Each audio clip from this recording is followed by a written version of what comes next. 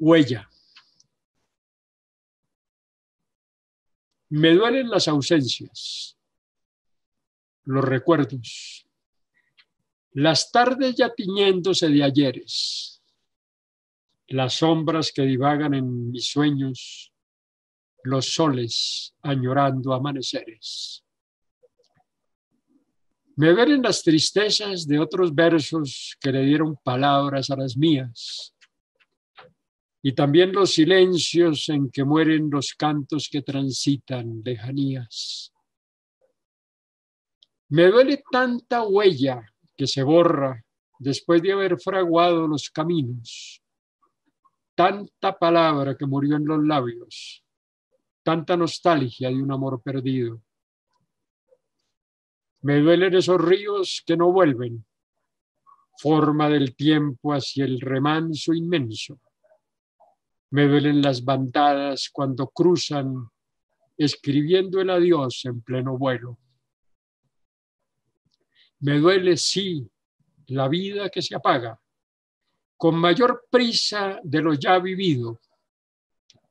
Sintiendo que soy huella, sé, de cierto, que bien pronto seré solo un olvido.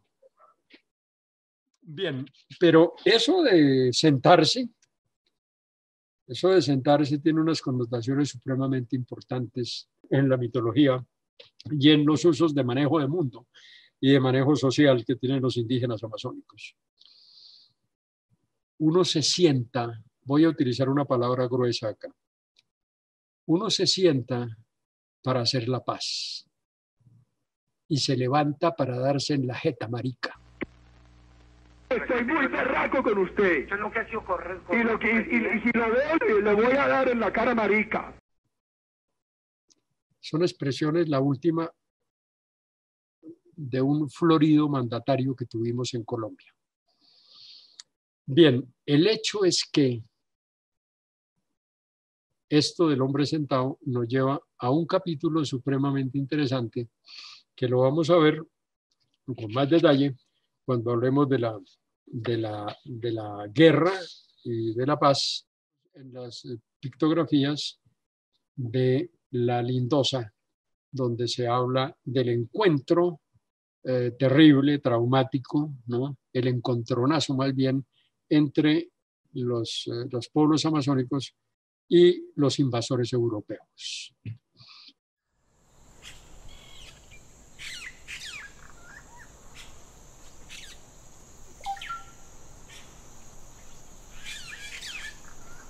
En la Lindosa encontramos una serie de murales en las piedras de los cerros, que son los restos del escudo de las Guyanas.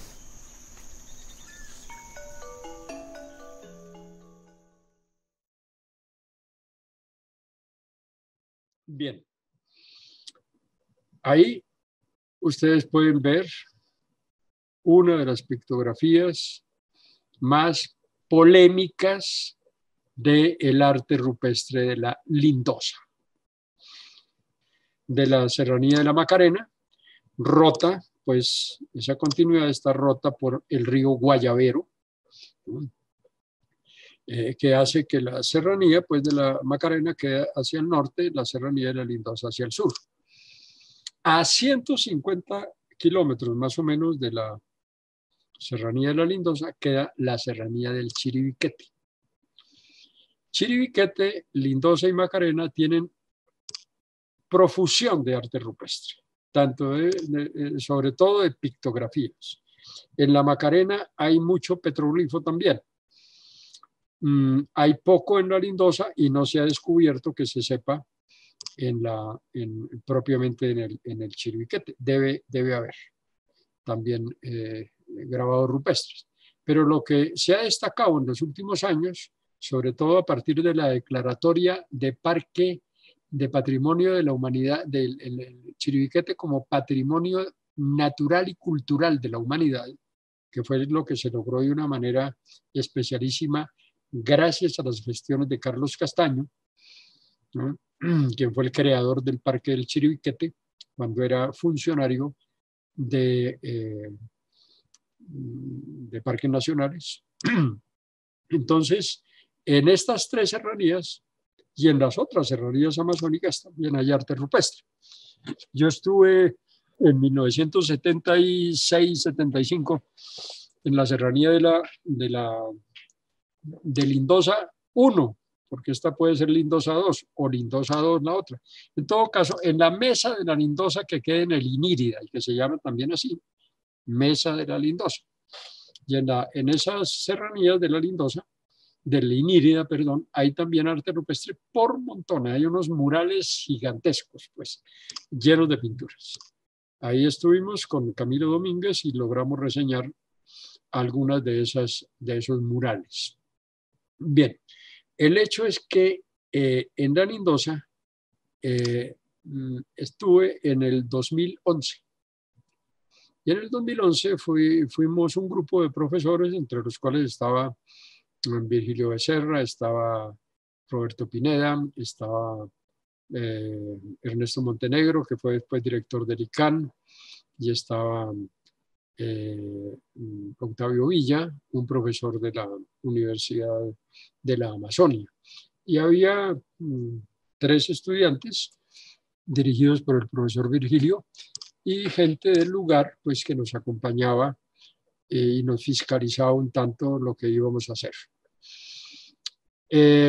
Cuando yo estuve allá en la Lindosa, pues quedé sorprendido de esos maravillosos murales, inmensos murales. Imagínense, hay murales de más de 100 metros por 8 de ancho. Imagínense ustedes, un mural de 1 cuadra por 8 de ancho, ¿no? Llenos de pinturas. Eso es una maravilla, pues eso no se da sino en muy pocas partes del mundo. Colombia es uno de los países más ricos en arte rupestre en el mundo, ¿no? Pues bien, yo no les cuento toda la historia de mis descubrimientos, pues, o mis hallazgos en la Lindosa, porque son muchos y no me voy a insistir apenas en dos o tres. Y este es uno de ellos. Yo me pillé que había pinturas de caballos en la Lindosa. Y lo primero que pensé, pues desde luego, es que eran caballos amerindios, o sea, el caballito originario de América, ¿no?, que se extinguió hace más o menos entre el 7000 y el 10000. ¿No? Se acabaron esos caballos, algunos dicen, la gente los comió todos.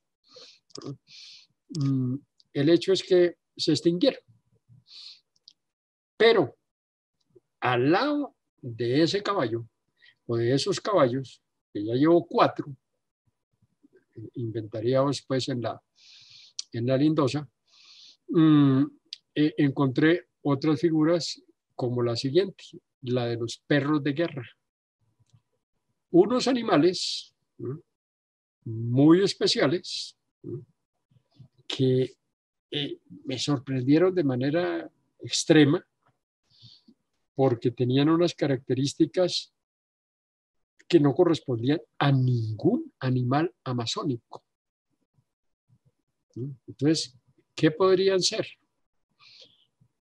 Y además de esos animales con esas extrañas características que vamos a ver ahora, había otro factor que encontré también ahí en la Lindosa, que fue una espada. Entonces ya, espada, unos animales que no eran de la región, y estos caballos, yo dije, de pronto, no son caballos, no son caballos amerindios, sino son caballos europeos. Porque si hay una espada, pues la espada es europea. Si hay estos animales, que los vamos a detallar inmediatamente, si estos animales son perros de guerra, pues vamos a tener entonces 3 elementos que corresponden a seres o a entidades, a cosas, pues a motivos que son típicamente europeos.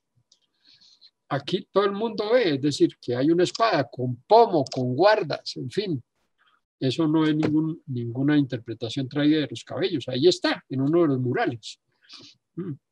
Y está en uno de los murales donde están precisamente los caballos. Entonces, esto no hay duda. Entre 1537 o 36. Y 1572 por esta región pasaron más de 2.000 caballos europeos. Más de 2.000 caballos europeos. Jiménez de Quesada, por ejemplo, cuando pasa su expedición que lo lleva hasta el Orinoco, lleva 500 jinetes y lleva 1.100 caballos de repuesto. Y obviamente muchos de esos caballos iban sin montura, ¿no? Porque una de las cosas que me han criticado es que ¿por qué no tienen los jinetes? Ah, no, pues es que los indígenas vieron unos que no iban sin montura, sin jinete, y entonces esos fueron los que pintaron. Ahora yo no sé por qué no pintaron con jinetes también, lo hubieran podido hacer. Bien, entonces aquí tenemos uno arriba. Ah, pero también llevaron burros. Por ejemplo, Jiménez de Quesada llevó otras bestias de carga, entre las cuales iban burros. Además, de los 12 misioneros que llevó, resulta que los misioneros iban por humildad montados en burros para poder imitar a Cristo. Entonces también pasaron burros. Entonces el de arriba perfectamente puede ser un burro, pero de lo que no nos cabe casi duda es que es un équido. Y el de abajo reafirma un poco la cosa, ¿no? Desgraciadamente se le borró un poco la cabeza, pero se alcanzan a ver las orejitas, ¿sí? La cabeza pues un tanto diluida, el cuello, en fin, las patas y los cuartos traseros y la cola. Hay otras figuras además, desde luego, porque estos murales son palimpsestos, o sea, son pinturas sobre pinturas, ¿no? A veces las borran para poder pintar de nuevo, pero ahora, si ustedes comparan la figura de arriba, la del burro o el caballito, y la del centro, que es un mono, un mico saltador, notarán que la de arriba y la de abajo son muy fuertes las pinturas, o sea, son bastante recientes si las comparamos con las otras que están diluidas. También tenemos una muy fuerte a la izquierda, la imagen de un hacha, pero hay muchas otras figuras borradas. Entonces los caballos nos atestiguan la presencia de los europeos. Los indígenas los vieron y los pintaron y se sorprendieron mucho de esos animales porque los europeos con las espadas y con los caballos aterraban a los indígenas. Pero con lo que más aterraban a los indígenas era con estos animales que hay acá. Tenemos entonces, en la parte de arriba, dos animales cuadrúpedos con las patas rarísimas. Están como acolchonados, redondas. ¿Qué pueden ser? Y tienen algo muy extraño en la cabeza, en el cuello, ¿no? Como una aureola. ¿Qué puede ser eso? El uno está, el de arriba abajo, el segundo está en posición quieta, el de arriba está a plena carrera y va como dirigiéndose a una ristra de gente que está, dos ristras de gente que están a la derecha, ¿no? Y que seguramente están amarrados por el cuello y con las manos en la espalda, como acostumbraban los españoles, los invasores europeos, a armar, es decir, a organizar a los indígenas para que no se les escaparan. Los amarraban a un palo por el cuello, ¿no? El palo lo iban cargando sobre el hombro y iban amarrados ahí o encadenados y con las manos atadas a la espalda para que no pudieran zafarse. Bien, pero al lado de los dos perros de la izquierda, ¿no? Y de arriba hay una serie de figuras como pedazos de figuras. Y sabiendo cómo pintaban ellos a los seres humanos, ahí volvemos a las ristras de gente a la derecha, entonces vemos que lo que hay aquí al lado de los perros a la izquierda son pedazos de gente. Los famosos perros de guerra fueron traídos por los europeos para aterrorizar a los indígenas y sobre todo para despedazarlos vivos delante de los demás. Cogían a unos cuantos y los despedazaban delante de los demás para que el rumor del terror se extendiera y no les ofrecieran resistencia los pueblos a los cuales iban, digamos, sobre los cuales iban avanzando. El terror es la mejor arma de guerra, ¿no? La practicaron a fondo los narcoparamilitares en Colombia, que la secuencia es terrateniente político narco paramilitar. Esa es la secuencia histórica en Colombia, ¿no? Entonces tenemos pues a estos personajes, a estos perros de guerra que despedazaban a la gente y que el perro de guerra se ha utilizado y se ha rastreado su utilización por parte de los imperios, desde el imperio egipcio, desde el imperio faraónico, pues perros despedazando, por ejemplo, nubios, los que se le oponían en Nubia, ¿no? Degollándolos, por ejemplo. O los asirios también utilizaron los perros de guerra, Alejandro Magno utilizó perros de guerra y los españoles utilizaron perros de guerra contra los moros. Les ponían en la cabeza, ¿no? Collares con puñales, con fierros filudos, o también en la propia cabeza, ¿no? Les ponían una lanceta para que al avanzar contra las tropas de los moros les rajaran la barriga a los caballos, ¿no? Esa era una de las modalidades de la guerra entre cristianos y musulmanes. Eso lo aplicaron en el cerco de Granada, esa arma, y obviamente pues vino a América con Cristóbal Colón, que trajo los primeros 20 perros en la segunda expedición, en el segundo viaje de Colón, y los aplicó en sus guerras ahí en la Española. Con éxito rotundo. Dice Vargas Machuca, el gran cronista de guerra de los españoles, dice el capitán Vargas Machuca, dice que cuando se traigan perros, y se deben traer siempre perros para la conquista de América, deben escogerse no demasiado grandes porque se enredan en la selva. Deben ser no tan grandes, pero son indispensables porque los indios les tienen mucho miedo a los caballos. Perdón, les tienen mucho miedo a los arcabuceros, o sea, a los escopeteros. Más miedo le tienen a los caballos que a las escopetas. Y más que a los caballos y a las escopetas le tienen miedo a los perros. A los perros amaestrados para despedazar indígenas y para matarlos. Entonces yo creo que aquí estamos viendo un cuadro didáctico muy especial. El pintor, ¿no?, que seguramente tuvo la experiencia de ver los aperreamientos, llega a la zona, a la Lindosa, huyendo, ¿no?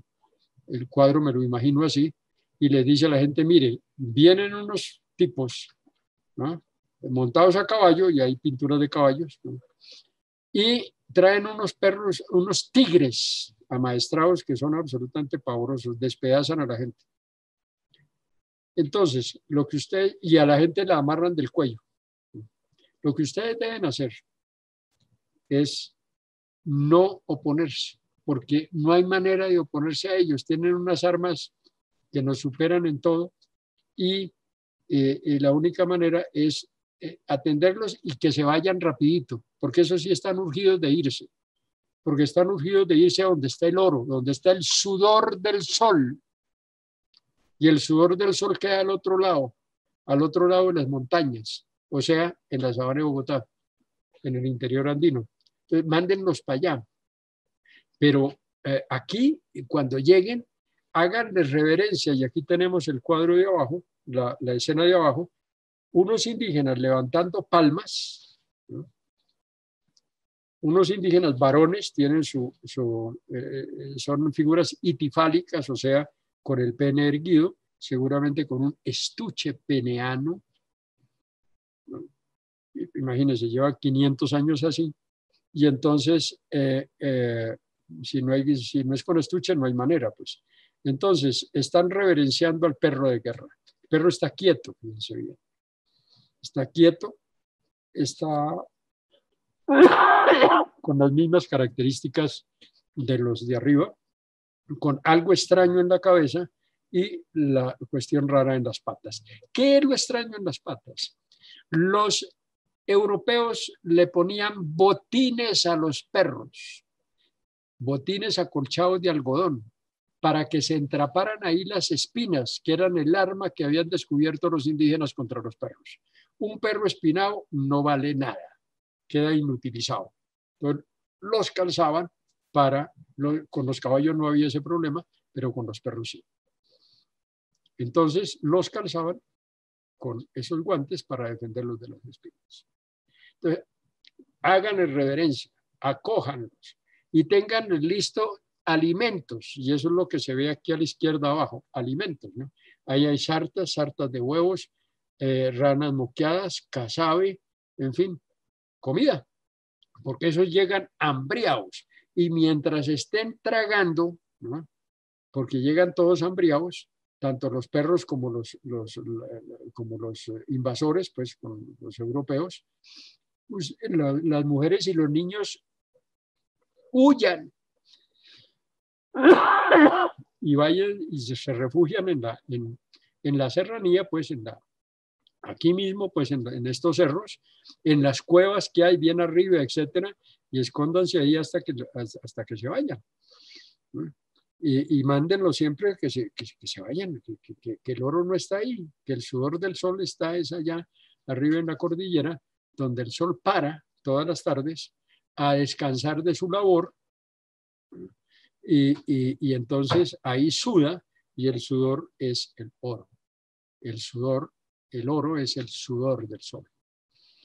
Eso es lo que creo yo que alcanza a decir esta representación.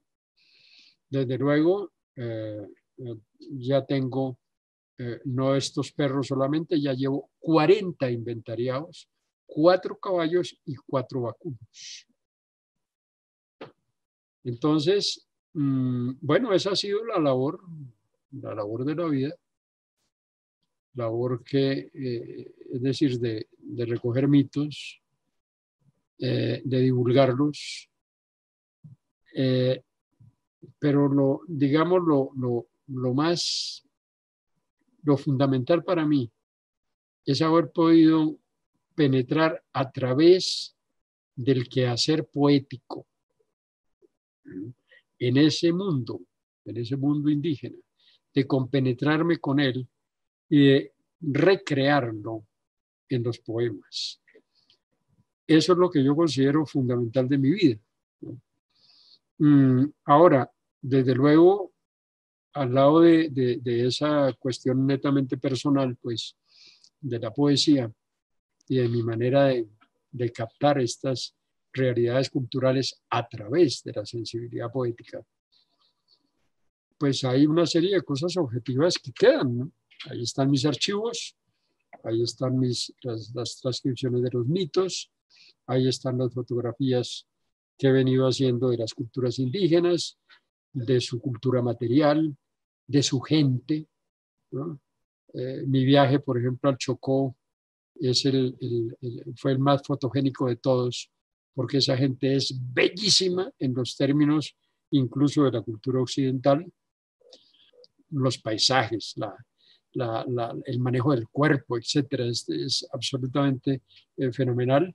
Y logré unas buenas fotografías porque ese año, que fue 1973, ese viaje en Vera del Chocó, pues estaba, el ojo estaba muy bueno, el ojo fotográfico, la cámara era una muy buena cámara y los sujetos eran espectaculares. Y el revelado fue espectacular, ¿no? Entonces todo se juntó, ¿no? y se obtuvo un buen trabajo. Entonces, eso ha sido pues la vida, y gracias.